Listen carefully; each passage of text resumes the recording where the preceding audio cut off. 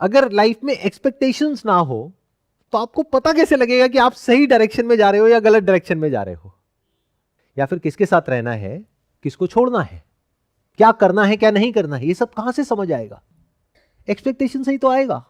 तो एक्सपेक्टेशंस होना बुरा नहीं है, but expectations has to be based upon reality of what you are, what that thing is that you are doing, and it has to be in line.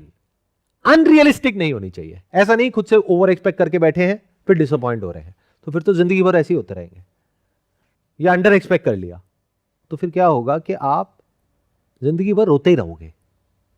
For example, एक है शादी से आपने बहुत ज्यादा एक्सपेक्ट कर लिया कि मेरी सास मुझे उतना ही प्यार करेगी जितना कि अपनी सगी बेटी को करती है।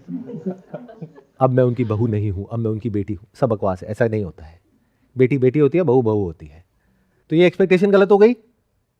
दूसरी तरफ से है एक ऐसी एक्सपेक्टेशन जो कुछ फैमिलीज में आज भी लड़कियों के माइंड में प्लांट करके उनको सिखा करके भेजा जाता है कि बेटे अब ये घर तुम्हारा पराया हो गया है, वहां पे तुम्हें जाना है, अब तुम्हें एडजस्ट करना है, चाहे कुछ भी हो रहा है एडजस्ट करना है। तो ये क्या हो गई? लो एक्सपेक्टेशंस और नो एक्सपेक्टेशंस, और आपका टॉर्चर हो रहा है। चलो वर्बली हो रहा है, फिजिकली हो रहा है, अब क्या करोगे? बड़े होकर के अपने बच्चों को पता है क्या सुनाओगे सुबह से रात तक? जो हो सकता है आपने अपने घर में भी सुना हो कि बेटे मैंने तो कब का छोड़ दिया होता है इस आदमी को,